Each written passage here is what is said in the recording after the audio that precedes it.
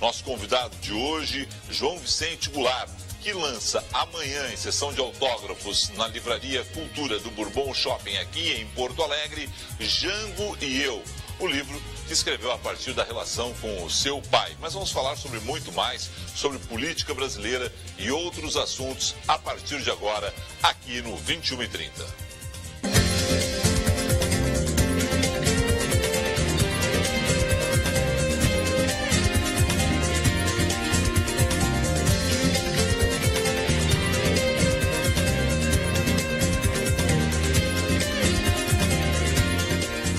São 350 páginas de Jango e Eu, a história da família, da relação pai e filho e muitas outras coisas. Afinal de contas, a história faz parte da grande história do Brasil dos últimos 50 anos. João Vicente Goulart, prazer te ter aqui. Uma boa noite. Prazer, muito obrigado pelo convite, Felipe. Para mim é uma satisfação estar hoje aqui, reencontrando aqui o Rio Grande do Sul, nesse lançamento realmente de Jango e Eu, que nós estamos fazendo no Brasil. Já é o 5º lançamento. Nós já fizemos Brasília, Rio, Florianópolis e São Paulo. E para nós é uma satisfação. Agradeço muito a oportunidade de estar hoje aqui podendo conversar sobre essa pequena contribuição da história que nós tínhamos como um dever quase de fazer tantos anos depois. Não precisava dizer isso, mas vou dizer. Eu fiquei louco de ciúme do Juremir Machado da Silva, o dia que a gente entrevistou no rádio, e nós tentamos e não conseguimos fechar o horário até para manter contato com o senhor, mas agora deu, né? Amanhã o lançamento, ou nesta terça-feira o lançamento na Cultura do Bourbon Shopping. Terça-feira, eu até cheguei ontem para esse lançamento e quero convidar a todos os amigos, os telespectadores, os ouvintes, para se fazerem presentes, porque é um lançamento importante desse pedaço da história do exílio de um ex-presidente da República que, pelo destino, se torna o único presidente constitucional a morrer no exílio do nosso país. Eu espero a todos e, mais uma vez, agradeço a oportunidade de estar hoje aqui. O senhor tinha 7 anos, mas se recorda, estou lendo aqui uma das introduções, da noite do dia 31 de março de 1964, quando uma agitação diferente tomou conta dos corredores da Granja do Torto, uma das residências oficiais do presidente da República. Telefonemas, cuidados especiais e na manhã do dia seguinte, malas arrumadas para uma viagem que parecia ser curta, mas não foi. Iniciava ali o exílio. É verdade, 7 anos, né? 7 anos. Nós estávamos na Granja do Torto porque nós fomos a primeira família presidencial com filhos a morar em Brasília. Nós íamos ao colégio já em Brasília e nós morávamos na Granja do Torto. O pai nunca gostou do Palácio da Alvorada, deixou apenas para receber pessoas e eventos. Ocasiões oficiais. Ocasiões oficiais. E esse realmente foi um dia muito diferente na nossa infância, porque foi um dia que muda na cabeça de uma criança toda a história de uma vida, toda a história de uma vida, de um país, a história das raízes que a gente tem com a terra, a história que a gente tem da nossa nacionalidade, que aquele dia começa a mudar e nós fomos para o exílio. Que o exílio realmente é uma palavra que não está no vocabulário de crianças, muito menos de 7 anos. Claro. E então o recorte do livro, eu procurei fazê-lo um recorte bem definido. A partir do dia 1º de abril de 1964, quando se dá o golpe de Estado no Brasil, e se estende durante o período de exílio até o dia 6 de dezembro de 1976, que é o dia do falecimento do meu pai, e que nós voltamos ao Brasil para trazê-lo. Né? O senhor estava onde quando morreu seu pai? Nós já estávamos estudando no exterior, porque... Vocês estavam em Londres? Em Londres, nós estávamos em Londres porque realmente 76 era uma época em que nós saímos do Brasil em 1964, mas depois do golpe do Brasil vieram uma série de golpes em efeitos dominós na América Latina, ao ponto de, em 1976, nós não tínhamos nenhum governo democrático na América Latina, com uma exceção rara da Venezuela, do presidente Carlos Andrés Pérez na época, mas muito ligado aos americanos, não era necessário dar o golpe de Estado para exercer a política do Departamento de Estado, que foi a política das ditaduras na América Latina. Então, o recorte do livro é exatamente entre 1º de abril de 1964 e o 6 de dezembro de 1976.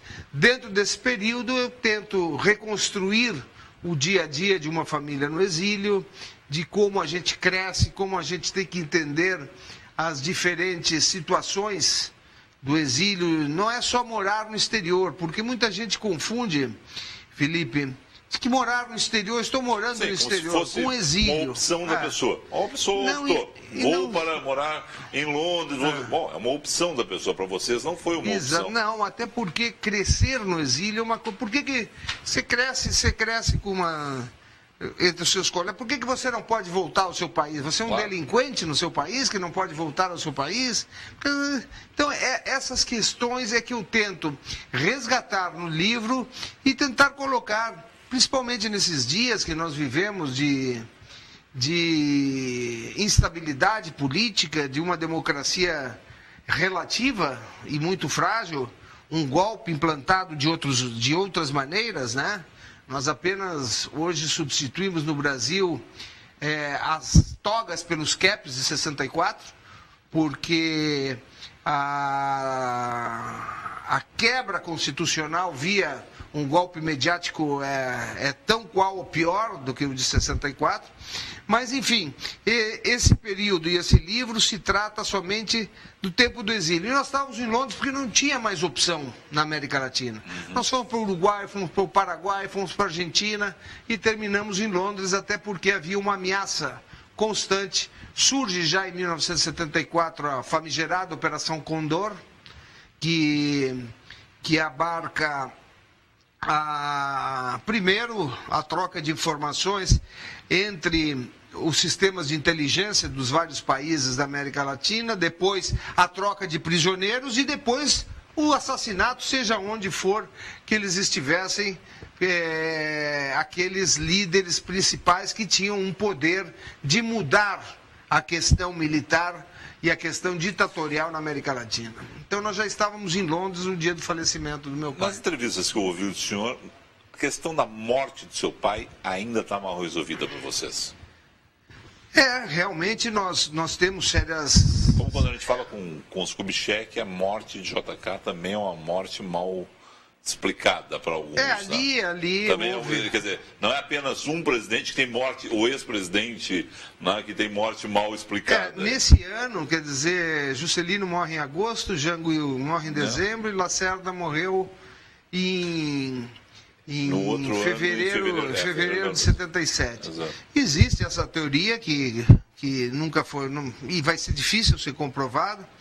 O caso de Jango é um caso já mais avançado, até porque existem fotografias, monitoramentos, relatórios do SNI, relatórios americanos que dão a induzir muitos relatórios ainda tarjados de preto. Agentes que teriam participado dessa suboperação. Não exatamente, está por cima, porque o recorte é de 64 a 76. Isso, quem sabe, até já tem algumas pessoas me perguntado exatamente isso. Quem sabe num segundo livro aí, a gente tem muita documentação a esse respeito, porque a história aparece em 80, 81, a primeira história que haveria essa possibilidade, e essa história se delata há algum tempo. Inclusive, houve 2 investigações em nível parlamentar, uma comissão externa da Câmara de Deputados em 2001, e depois aqui mesmo no Rio Grande do Sul, quando se avançou através da Constituição da Comissão da Verdade, que era a única comissão que tinha o instrumento de poder exumar uma pessoa. Hoje não existe mais isso, porque foi terminados os trabalhos e se perde esse direito de ter essa exumação sem passar por um ajuizamento da questão. Nós temos uma justiça diferente nessa questão, tanto da Argentina quanto do Chile. Lá esses processos são conduzidos por um juiz. Aqui o Ministério Público, quando fomos... Já que o senhor conhece bem, é a questão da abertura democrática brasileira, da forma como fez, né? Quer dizer, lenta, gradual e restrita, volta quem estava no exílio, mas também se perdoaram os militares, o que não aconteceu no Chile e na Argentina, né? Essa questão, Uruguai. Essa questão brasileira, assim, de olha, nós somos diferentes mesmo, eles levam a coisa mais do ferro que a gente? Sem dúvida que a questão lá é mais séria no sentido dos direitos humanos.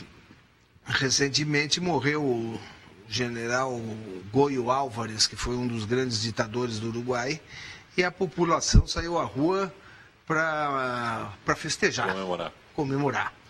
É muito diferente aqui. Aqui houve uma autoanistia, na verdade.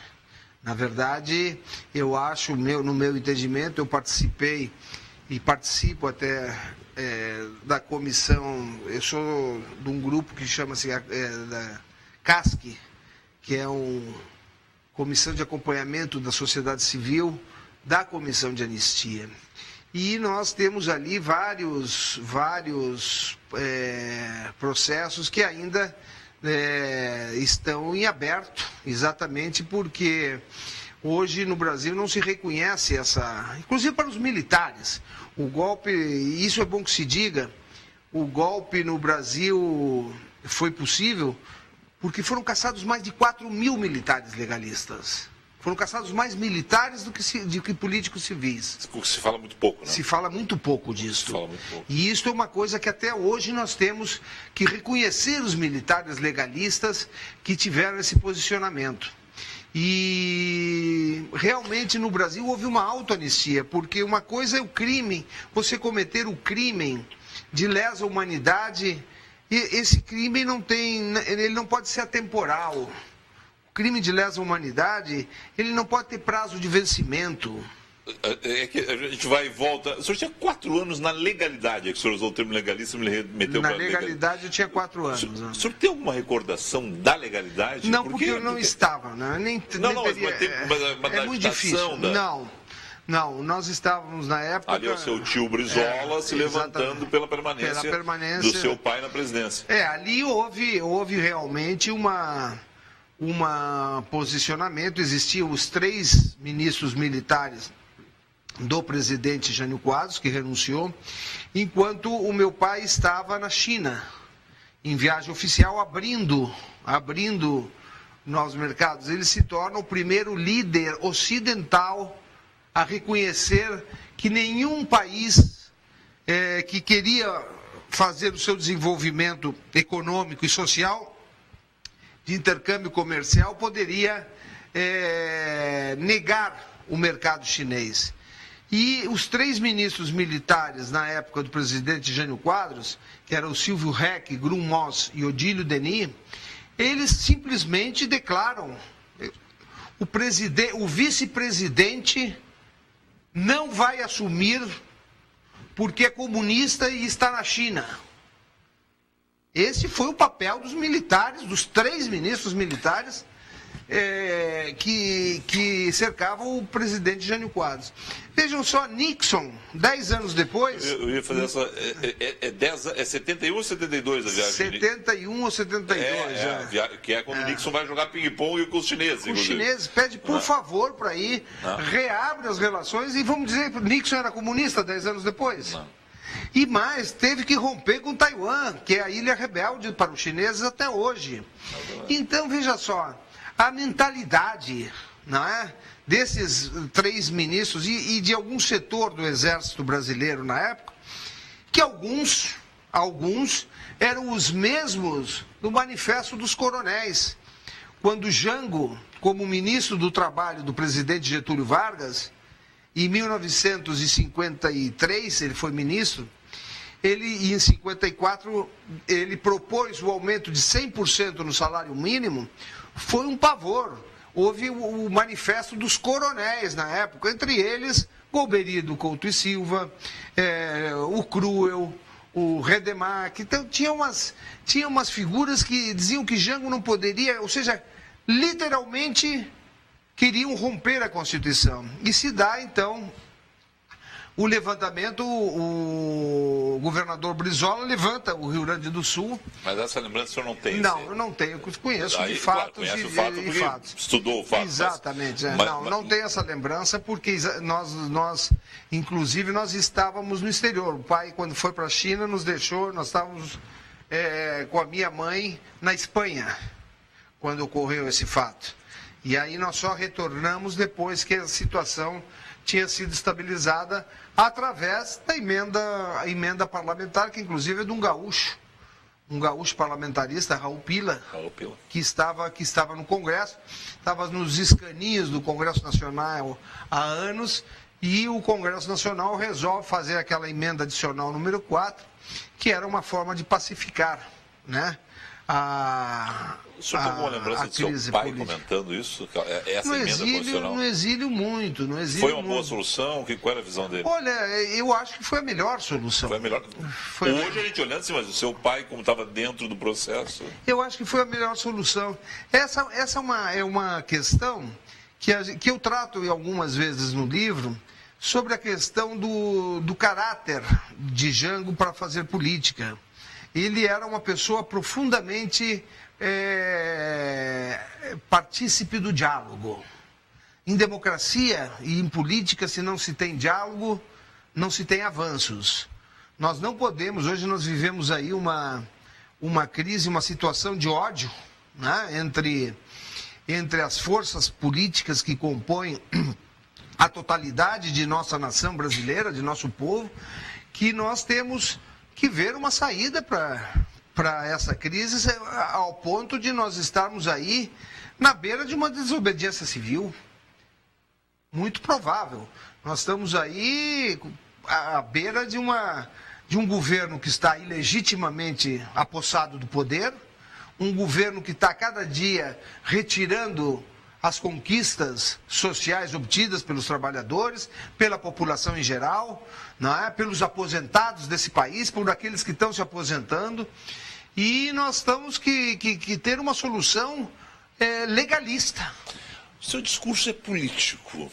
Por que a sua prática não é político-partidária? O senhor responde depois do intervalo comercial, lembrando que o senhor já foi deputado estadual e, por uma opção sua, nem concorreu à reeleição. 21h30, volta depois do intervalo.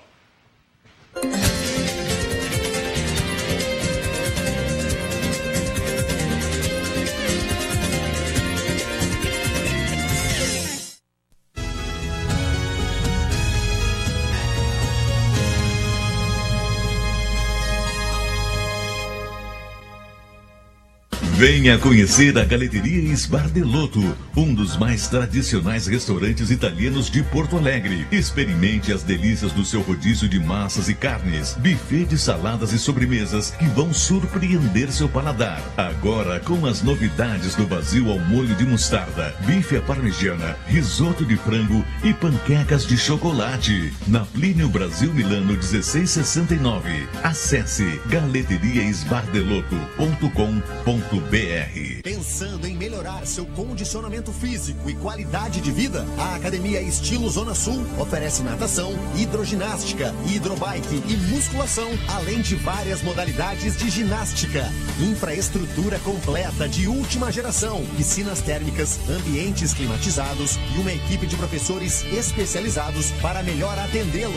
Informações pelo fone 3241-2241. Acesse estilonataçãozs.com.br.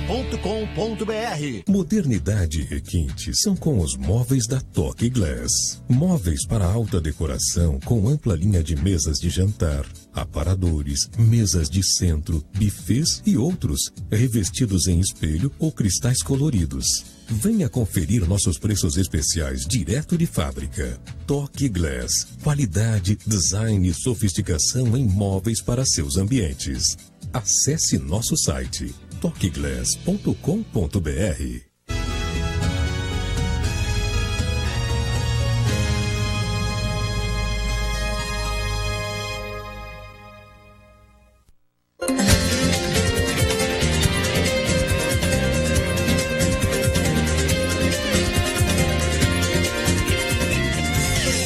Nosso convidado desta noite é João Vicente Goulart, que nesta terça-feira autografa em Porto Alegre Jango e Eu, na Livraria Cultura do Bourbon Country. Em 1982, com mais de 32 mil votos, o senhor foi eleito deputado estadual do Rio Grande do Sul.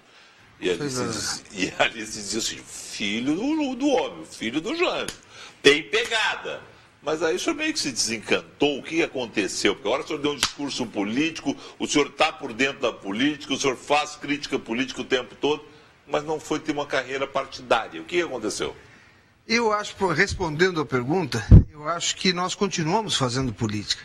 Políticas não se faz somente na política eleitoral.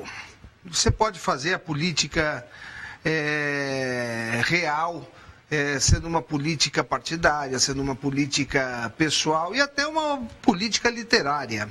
Eu acho que hoje nós vivemos uma crise do sistema político e por isso que cada vez nós mais relembramos Jango, as reformas de base de Jango, que queria também uma reforma eleitoral ampla. Por quê? Hoje realmente a classe política está completamente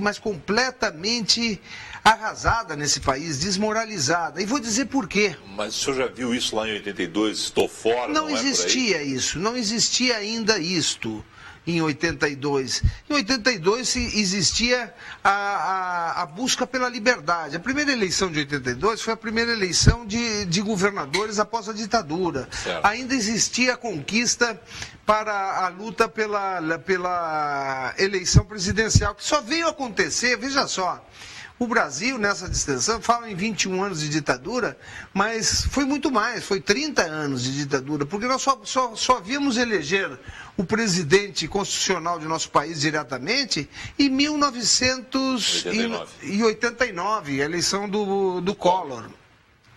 Então, veja só, existia, antes de nada, um projeto para redemocratizar o Brasil. Hoje, o que nós vemos? Nós vemos aí um sistema eleitoral desacreditado pela população. Hoje, para você eleger um deputado federal por São Paulo, você não gasta menos do que 15 milhões de reais. Quem é que tem 15 milhões de reais? Partido político nenhum vai dar para cada deputado 15 milhões de reais, porque não tem, fundo partidário não dá para isso.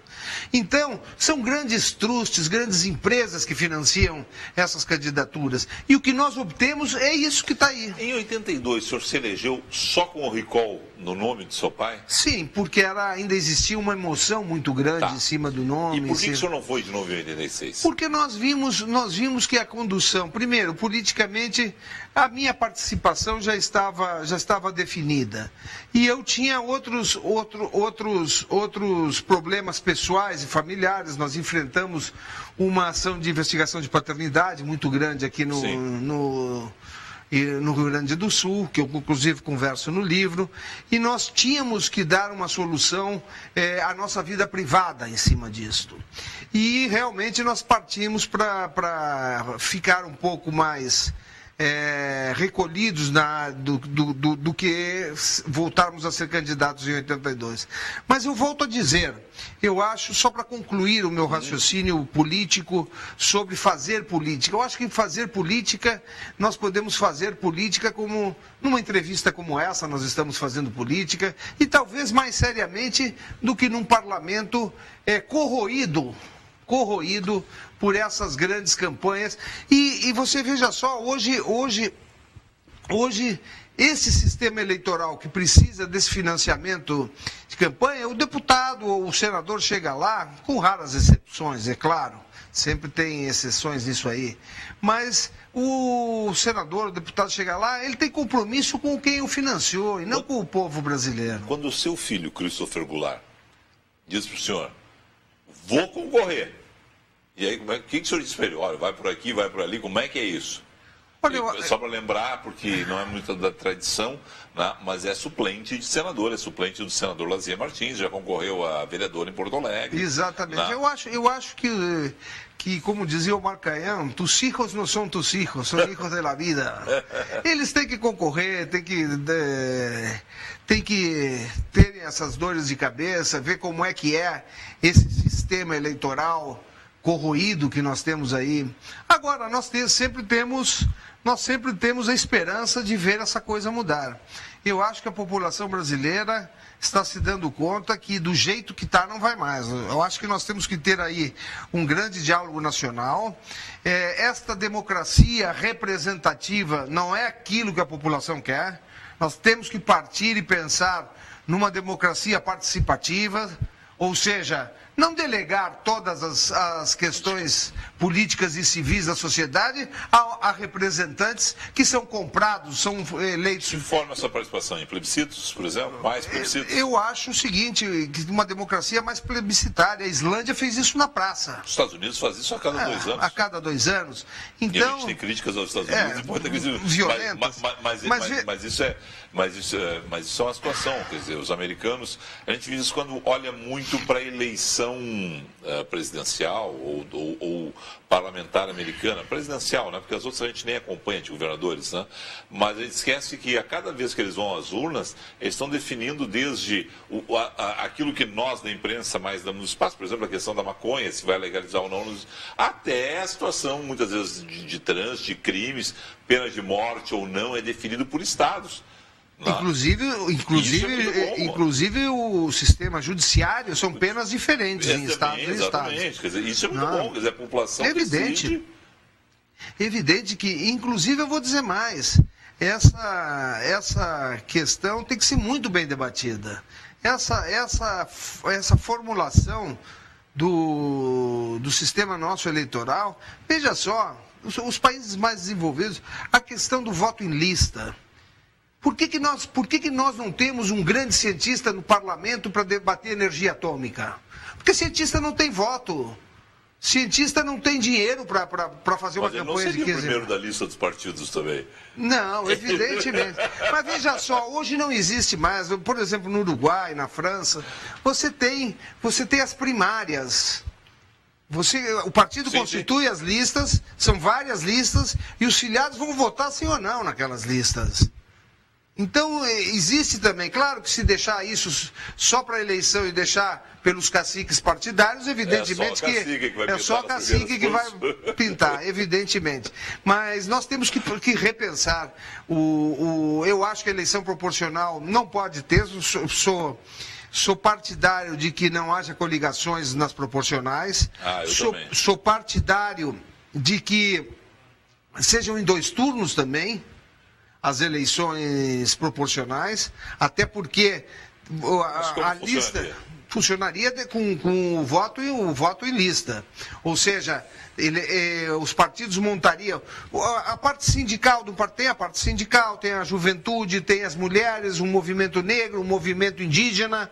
Cada um montaria várias chapas e se votaria primariamente. Eleição controlada pelo Tribunal Eleitoral, hein? Certo. Não é uma eleição do... Não, mas os 2 turnos seriam um dentro do partido. Um dentro do partido, as primárias, e o outro já com as listas definidas. Algumas listas ficariam fora, alguns nomes. Não, é que eu pensei em 2 turnos população. Não, acho que seria uma maneira de nós termos uma representatividade... Voto distrital, não?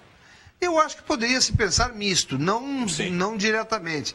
Eu acho que o voto distrital traz a responsabilidade do eleito mais perto daquela população que ali está, não é? Então isto daria, não é que os parlamentares atuais não tenham os seus nichos de votação. Parlamentar tal é da fronteira oeste, o outro é daqui de cima da serra. Sim. Não é isso, mas se dividiria em distritos eleitorais, a metade, vamos dizer, dos eleitos por estado se dividiria em distritos aí a serem divididos para que este distrito de 2 ou 3 municípios possa cobrar, não é? Do seu parlamentar diretamente. Eu gosto da ideia. Eu acho que não deve ser toda. Não, eu gosto da ideia de misto. Misto, porque aí você teria uma parte de voto geral, um sindicato dos metalúrgicos em São Paulo abarcaria todo o estado de São Paulo, né, uma lista metalúrgica. Então eu acho que seria uma posição boa, uma posição a ser debatida. Mas eu acho que esse debate tem que ser feito, como nós falamos antes, tem que ser feito numa constituinte específica para isso e com decisões dos verdadeiros interessados. Só para fechar, numa constituinte exclusiva, o senhor se interessaria em voltar? Ah, sem dúvida. Tá, aí sem dúvida, sem dúvida. Na forma como está, nunca é muito difícil. Não pretendo. Sabe por que eu não pretendo? Porque hoje o parlamentar está muito mal visto pela sociedade, não é? E agora, sem dúvida, numa eleição constituinte, que inclusive exclusiva teria que ser. Uhum. Constituinte exclusiva. Acabou a constituinte, acabou o mandato. Né? Eu, sem dúvida alguma, eu tenho, acho que, alguma contribuição a dar. Eu queria fechar uma questão. O seu pai foi considerado comunista pelos integrantes das Forças Armadas no governo Jânio. Ele estava na China, Jango é um comunista, está na China. Jango era um homem de esquerda, o trabalhismo era de esquerda, mas não era um comunista. É evidente que não, veja só. As pessoas confundiam isso na época também, porque o trabalhismo parte do Rio Grande do Sul, parte de Pasqualini, não tem essa questão. Existia, é um positivismo, né? Existia bem claro o PCB, já tinha o racha ali, PCdoB e tal, mas tinha lá os partidos comunistas brasileiros, né? Mas o trabalhismo era à esquerda, mas era, dá para dizer, uma centro-esquerda, né? O pensamento do presidente João Goulart é um pensamento nacionalista, um pensamento nacionalista, desenvolvimentista. Se o nacionalismo naquela época e as posições, isso é muito claro. Hoje nós temos liberados dos arquivos americanos, inclusive gravações da Casa Branca, entre o Kennedy e o Lincoln Gordon, que já falavam na época, antes da morte do Kennedy, o Lincoln Gordon falando diretamente com ele. Embaixador no Brasil. Que em certo momento as esquerdas brasileiras chegaram a gozar dessa intervenção americana, dizia, chega de intermediários, Lincoln Gordon para presidente, né? Mas voltando, hoje tem declarações das duas vozes da Casa Branca dizendo, olha, vamos derrubar o governo João Goulart e vamos tildá-lo de comunista. O Partido Comunista era incipiente, não estava nem legalizado no Brasil. Todos nós sabemos disso. Ele existia, mas não estava atuando. Agora, o problema era vital nas reformas de base, né, que, veja só, a própria reforma agrária, quando Jango... Nós hoje conversamos com vários setores do MST, foi a melhor reforma agrária proposta ao país. Em 1960, na década de 60 e 64, né, foi escondido por muito tempo, foi feita dia 15 de março de 64, uma pesquisa do Ibope. Tem várias questões. Jango teria, naquela época, 78% a favor da opinião. Já era o Ibope mesmo? Já era o Ibope mesmo. Ibope mesmo. Brasileiro de Teve escondida na USP durante 30 anos. Então, veja só, a proposta das reformas de base, vamos pegar aqui a reforma agrária, principalmente, que foi um pavor para as elites brasileiras, porque na época não se podia desapropriar com TDAs, se precisava uma modificação na Constituição brasileira, porque a Constituição de 46 dizia que para desapropriar qualquer área de propriedade privada rural teria que ser pago adiantado em dinheiro. Isso viabiliza qualquer reforma agrária. Mas veja só, queria reforma agrária comunista, queria dividir a terra. Qual é o marxista, o comunista, que Jango queria dar 10 milhões de novos títulos de propriedade? Qual é o comunista que dá título de propriedade? Não existe isso. Então é só raciocinar um pouquinho mais com a inteligência humana para ver que tudo aquilo ali é uma montagem da mídia na época. Veja só que a partir do plebiscito de 1962, que devolve a Jango os poderes presidenciais e que ele parte para as reformas de base, que aí sim vem algumas medidas que tocam profundamente no capital internacional, que é a lei da remessa de lucros. Hoje nós estamos aí na iminência de entregar nossas teles para essas empresas que estão no mercado, sonegaram 20 bilhões de multas e em 5 anos remeteram mais de 54 bilhões. Isso está no Globo.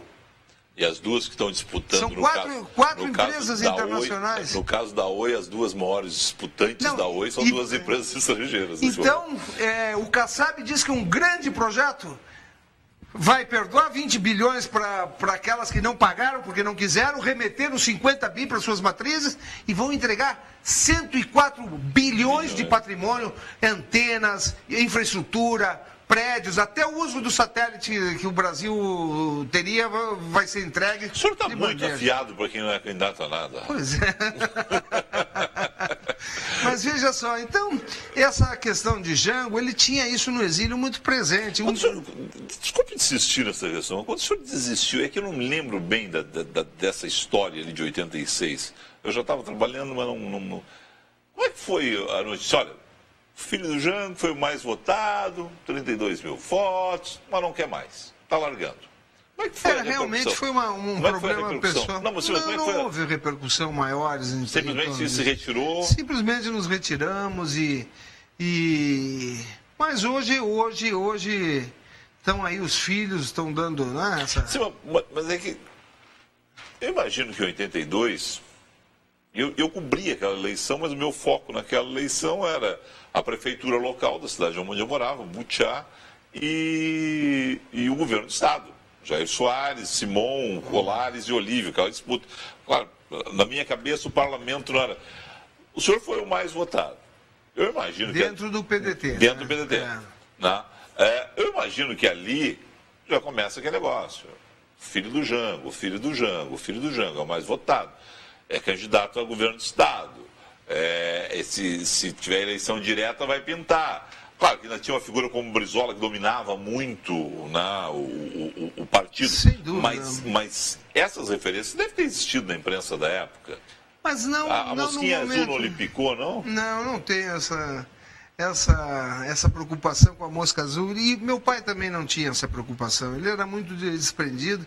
E até uma das grandes críticas que eu me refiro no livro é por que Jango não resistiu em 64. Isso é muito comum. Né? O que se diz é que ele para evitar o banho de sangue. Sim, para evitar o banho de sangue. Mas eu pergunto no livro, por que o Partido Comunista não resistiu? Por que o Grupo dos 11 não resistiu? Por que as ligas camponesas não resistiram? Por que os sindicatos não resistiram? Não existia como forma de resistir quando existia uma quarta frota americana com armas atômicas, com 4 submarinos, 4 navios tanque. Será que eles estavam aqui para quê? Para retirar 4 ou 5 funcionários da embaixada americana, caso houvesse resistência? Claro que não. Isto foi, inclusive, eu falo no livro, a parte do exílio, muitos dos nossos queridos democratas desse país acreditaram na eleição de 65 e votaram, inclusive, no Castelo Branco. Acreditavam. Nós, lá no exílio, meu pai também, isso é apenas uma quartelada, como das tantas que esse país já teve. Muitas quarteladas. Sim. Mas não, aquilo ali era um golpe planejado pela política do Departamento de Estado americano, do Henry Kissinger. Inclusive agora, para minha surpresa, e quero parabenizar também, o Ministério Público do Rio Grande do Sul não encerrou a investigação da morte do presidente João Goulart, e recentemente a procuradora que está no comando disso, que está conduzindo essa investigação, pediu, depois de muito tempo, para mim foi uma grande surpresa, a oitiva do Henry Kissinger, que era quem dominava a política externa americana. O depoimento dele para quem? Para que continue esclarecendo o que houve na morte do presidente João Goulart. Aí vão ter que buscar as gravações e a partir das gravações que esses documentos, como o senhor já disse... Exatamente. Para quem não está acostumado, é o seguinte, inclusive, essa questão, né? Tudo fica gravado e o Departamento de Estado americano, as conversas dos presidentes e dessas grandes figuras, são liberadas a cada 50 anos. Né? Exatamente. 50 anos depois da morte? Não, 50 anos depois do documento. Do documento, Do né? documento. Então, por isso que já estão disponibilizados. Né? Exatamente. Estou conversando com o João Vicente Goulart. Temos que falar um pouco sobre o livro. O tempo passa muito rápido. Estou conversando com o João Vicente Goulart, que amanhã lança Jango e Eu na Cultura do Bourbon, o shopping. A gente vai para um rápido intervalo, volta para o último bloco.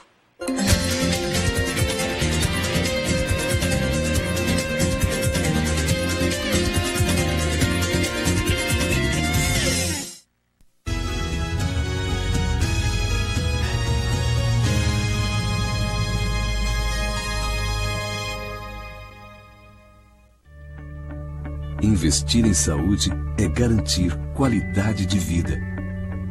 Desde 1983, a Porto Alegre Clínicas oferece planos de saúde ambulatoriais, hospitalares e odontológicos e medicina do trabalho com profissionais capacitados, tecnologia de ponta e atendimento diferenciado. São serviços de excelência, prestados para a segurança do funcionário, o sucesso da empresa e a tranquilidade da família. Com unidades na capital, Cachoeirinha, Canoas e Gravataí e ampla rede credenciada na região metropolitana, a Porto Alegre Clínicas coloca à disposição todas as especialidades médicas e terapias. Tudo isso proporciona muito conforto e agilidade nos mais diversos diagnósticos e tratamentos. É mais saúde e tranquilidade para a sua empresa, para você e para a sua família. Porto Alegre Clínicas. Soluções completas em saúde. Agora em Porto Alegre, Jalapeno. Venha saborear uma viagem de sabores e delícias da tradicional cozinha mexicana e apreciar esta nova e inigualável fusão de sabores, como o burrito mexicano, nachos, tacos e quesadilhas, todos acompanhados pelos deliciosos molhos especiais. Com ou sem pimenta, um deleite para os paladares mais exigentes. Pensou comida mexicana? Já pro Jalapeno. Praça de alimentação do Bourbon Shopping Vale de Assis, Brasil.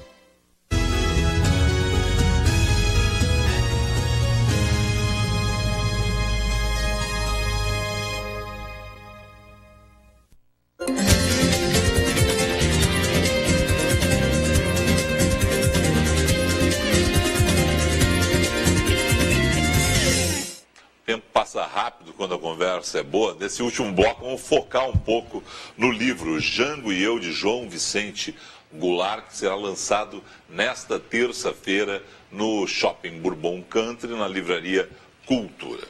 Tá aqui o livro, guardamos até agora para mostrar esse último bloco. O livro traz lembranças da infância, né? O senhor já mantinha algum diário na infância? O senhor notava isso? Era perigoso anotar umas coisas assim? Não, para quem era criança não, mas para quem estava no exílio, algumas coisas eram sim, alguns mensageiros, inclusive pessoas, muitas vezes que na relação do dia a dia, porque o exílio, meu pai sempre dizia que o exílio era uma invenção do demônio. Deixa as pessoas fora de sua terra como semi-vivos, respirando, mas sem poder viver. E isso se confirma muitas vezes, essa pergunta que tu me fizeste, Felipe. Às vezes os amigos deixavam até de cumprimentá-lo, muitas vezes, lá no Uruguai, quando viam ele, brasileiros atravessavam a rua para não terem responsabilidade de serem presos na fronteira. Sim, porque se o sujeito é visto em Montevidéu, conversando com o João Goulart, tinha lá um relatório, ou da Polícia Uruguaia, sem ou da dúvida. Polícia Federal Brasileira, do Exército Brasileiro. Chegava na fronteira, você vem cá, o que tu estava conversando? Era sobre o Grenal? Não era sobre o Grenal. Quer dizer, então... e hoje, com a liberação desses documentos do SNI, de outros órgãos, do CIEX, que lamentavelmente o Itamaraty criou né? O nosso grande Itamaraty foi um dos órgãos que criou o CIEX, inclusive montado pelo Pio Correia, que foi o primeiro embaixador brasileiro no Uruguai, foi quem montou esse sistema de informação, não só no Uruguai, que é onde estava concentrada a maior leva de exilados, como depois expandiu o CIEX para Paris, para todas as embaixadas. Tinha qualquer embaixada tinha o CIEX, que era um sistema de informação que depois veio a trabalhar em conjunto com a Operação Condor. Vários brasileiros foram pegos em aviões, transportados para o Brasil e mortos aqui no Brasil através desse sistema. Mas o Uruguai no primeiro momento, o Uruguai, por isso que eu digo, em 64, o golpe brasileiro foi o primeiro deles, que a gente pensava que seria apenas uma quartelada que voltava. Mas não, era, como eu disse anteriormente, um planejamento do Departamento de Estado americano, que depois se sucede na América Latina inteira, as ditaduras. E o que acontecia? No Uruguai, no começo, nós fomos muito bem recebidos pelo governo uruguaio, na época era um colegiado, o governo uruguaio, e o povo uruguaio tinha orgulho. Nós estamos com um presidente democrático. O Uruguai tinha uma tradição de nunca ter tido ditaduras anteriormente. Sim. Teve por um curto período a ditadura do Terra, mas foi rapidamente redemocratizado. Mas chegou a um certo ponto depois, quando alguns políticos que votaram no Castelo Branco viram que não ia ter eleições, foram caçados, inclusive. O meu pai se deu conta que não seria um exílio curto e que não era mais uma das tantas quarteladas do Brasil. E que o exílio seria prolongado e cada vez mais difícil. O senhor coloca no livro conversas com o seu pai. A lembrança disso é tão presente assim? É muito presente. Como é que o senhor reconstituiu isso? É muito presente. Esses diálogos, tiveram outros diálogos que inclusive a gente não coloca porque ficaria muito longo essa reconstituição, mas todos eles que estão descritos no livro foram diálogos assim que marcaram muito profundamente na minha formação, no meu crescimento como pessoa humana, e vendo o sofrimento daquele pai, que não era só pai, era o ex-presidente da República, mas o jeito amoroso e amigo com que ele tentava impregnar nos filhos a sua verdade, né? Porque o Brasil para nós ficava cada vez mais distante, as nossas raízes iam se aprofundando cada vez mais no Uruguai, na Argentina, em outros países, nossos amigos também. Então, essa luta constante do pai querendo dar a brasilidade aos filhos e dizer que aquilo era eventual, era uma luta muito difícil, uma luta que eu tento reconstruir e reconstituir como foi feita e como foi amorosa essa relação. Qual era o contato de vocês com o Brasil na época que comunicação era difícil, ainda mais para vocês que estavam bloqueados, né? Vocês tinham acesso a algum tipo de jornal que chegava... Não, ele tinha algum... Como é que vocês faziam para saber notícias do Brasil? Não, ele, por exemplo, tinha... A empresa, eu acho que até hoje tem, a TTL, ele pegava, trazia... alguns motoristas traziam para ele os jornais, mas haviam amigos fiéis também que permanentemente estavam no exílio junto conosco. E essa luta da reconstituição de um Estado de Direito no Brasil e na América Latina, apesar de que no livro eu coloco aí umas 3 entrevistas que nunca foram publicadas na época no Brasil, que refletem o pensamento de Jango no exílio. Tem uma entrevista para um jornal de Zagreb, o que ele pensava do mundo, das novas tecnologias, como é que foi o golpe de 61, ele fala naquele momento da legalidade. Isso está transcrito na íntegra. Está transcrito na íntegra. A visão que ele tinha de política externa, por exemplo, sobre a autodeterminação dos povos, que ele pede ao seu ministro, Santiago Dantas, que foi quem avisou ele que a frota americana estava na costa brasileira, porque Santiago já tinha ficado um tempo como embaixador em Washington, na época, e depois é que ele se torna seu chanceler. Então ele tinha uma relação muito integrada com certos grupos americanos, e que deu a Jango a certeza de que não haveria condições de resistência. Então, esse dia a dia do exílio é que a gente tenta, até como um tributo a ele, contar isso tantos anos depois, porque, apesar de que é um recorte, exatamente entre 1º de abril e 6 de 64 e 6 de dezembro de 76, é a história de um pai e de um filho. Como é que era a frase do Armando Falcão da ditadura? Ele tinha uma frase, esqueci, tinha uma frase que era uma coisa do Armando Falcão. Era muito curta a frase. Seu pai teve um encontro com o Armando Falcão, o senhor presenciou parte desse encontro? Eu estava no avião, nós estávamos vindo de Madrid. Armando Falcão, já ministro da ditadura. Ele estava sendo ministro, acho, conduzido ao ministério. Aí a esposa, nós pegamos... O pai tinha ele nunca viajava de primeira classe. Aí quando perguntavam para ele, mas presidente, às vezes o comandante queria colocá-lo... O pessoal da Varig, eu imagino que era tapete vermelho. Porque ele sempre defendeu a Varig muito fielmente, né? Mas ele dizia que para que viajar em primeira classe se chega ao mesmo tempo, né? E aí então estava na primeira classe o futuro ministro Armando Falcão, e a esposa dele, ao saber que o ex-presidente estava lá, ela foi lá cumprimentar, porque eles já se conheciam anteriormente, do governo Juscelino Kubitschek, quando o pai foi vice de Juscelino na eleição de 55, que inclusive era uma eleição diferente da nossa atual. Isso é bom lembrar, né? Jango é vice de Juscelino e de Jânio porque ele concorreu a vice. A vice, As eleições eram separadas. Você elegia o vice e você elegia o presidente. Ele fez mais votos que o Juscelino como vice. Ele fez mais... Jango fez mais votos que Juscelino como presidente, como né? presidente. Juscelino fez 3 milhões e 200, me parece, e Jango fez 3 milhões e 700 na época. Caminho, por que a reeleição para vice? O caminho natural não era... Pois ali, ele não queria ser presidente, ser candidato a vice novamente. Foi uma imposição do partido porque o Salgado morreu, que seria o... Salgado Filho. Exato. Né? E aí ele teve que assumir de novo. Ele não queria... ele não queria esse fato ser... histórico ali, né? Exatamente, E esse é o destino. Porque ele sempre dizia que presidência é uma questão do destino. Não se almeja a presidência, porque senão pode a mosca azul pegar. Mas essa é uma questão assim, é interessante, porque realmente se você vê assim, como são sucessivas as situações de muitas vezes as pessoas não prepararem a carreira delas. Quem concorreu muito à presidência, por exemplo, foi Lula. Mas Fernando Henrique caiu no colo do Fernando Henrique. Itamar cai no colo do Itamar. O Collor é uma outra situação, que é uma situação midiática também. No país, Dilma cai no colo de Dilma. Quer dizer, tem uma situação toda assim. Não é uma figura... talvez o único que tenha insistido tenha sido Lula. O Lula.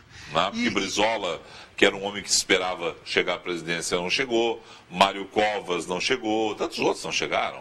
Claro, chega um só. Mas é interessante, porque como se forma aquela situação, muitas vezes não é a figura que está lá historicamente pronta para ser, e acaba o outro. Né? E essa situação midiática é uma situação complicada.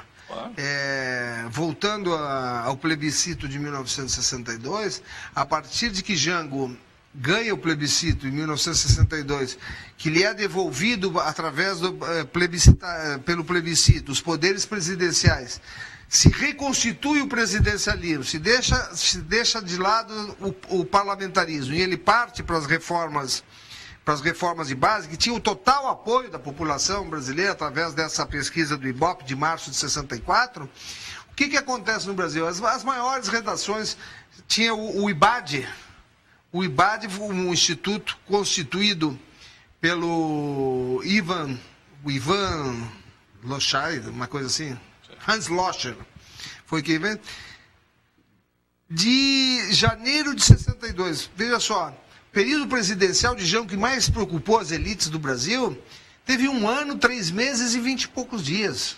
Foi o período das reformas, onde seriam cancelados esses privilégios das elites brasileiras que até hoje estão aí comendo como carrapatos no poder, entendeu? Porque, veja só, foram produzidos, através de dinheiro da CIA, pelo IBAD, compraram redações de todos os jornais do Brasil, foram produzidos mais de 200 filmetes contra o governo de João Goulart, tildando o governo de comunista, e Jango era um democrata, permitiu isto. E, em certo momento, quando a situação se torna conturbada, veja só, a aliança que vinha sendo mantida desde 55, PSD, PTB, ele pede, democraticamente, ele pede ao Congresso Nacional o estado de sítio, e as esquerdas lhe negam o estado, que era para prender o Lacerda, que estava derrubando o governo. Estava praticando um crime, derrubando o governo. A própria esquerda que seria dar muito poder a Jango. E a direita contra, a esquerda contra, o que restava? A praça pública. E aí começam os comícios pelas reformas de base. O primeiro no dia 13, o outro seria em Belo Horizonte, já existe... O do dia 13 é o 13 histórico, de março, o histórico do estádio do... Exatamente. Em abril seria em Belo Horizonte, onde já existe farta documentação que haveria um atentado para matá-lo. O nome dos participantes, dos coronéis participantes, eram atiradores. Isso está no livro? Não, isso não está no livro. Isso vai estar no segundo livro. Sem dúvida alguma, nós vai ter no segundo livro. Vamos ver se nós fazemos o segundo. Essa música aí nos manda embora, rapaz. Tá bom, mas não, olha... Não, mas então é o seguinte, ó. Amanhã, nesta terça-feira, porque o programa reprisa na terça, então eu sempre fico nessa das pessoas. Nesta terça-feira, na sessão de autógrafos de Jango e eu, na Livraria Cultura do Bourbon Country, tá certo? É 19h30, né? O início da... 19 horas. 19 horas. 7 da noite, o início da sessão de autógrafos. João Vicente vai estar lá autografando. Depois ele volta para Jango e eu 2, Jango e eu 3, né? João Vicente, suas impressões sobre o Brasil. Vamos sim, já estamos pensando, várias pessoas que já leram, já me pediram que continuasse para frente, a partir de 76, o que seria o Brasil de Jango, e nós estamos pensando profundamente nisso. Quantos netos o senhor tem? Eu estou com um sexto a caminho. O sexto a caminho, ele apontou para trás, está aqui, estamos aguardando aqui a chegada do Gael.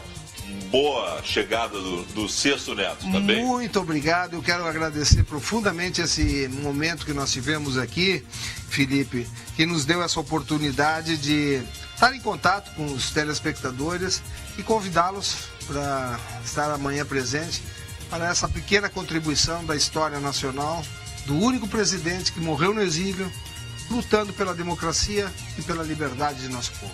Conversei com o João Vicente Goulart sobre o lançamento de Jango e eu nesta terça-feira em Porto Alegre. A você, muito obrigado pela sua sintonia. Nós voltamos amanhã. Tchau.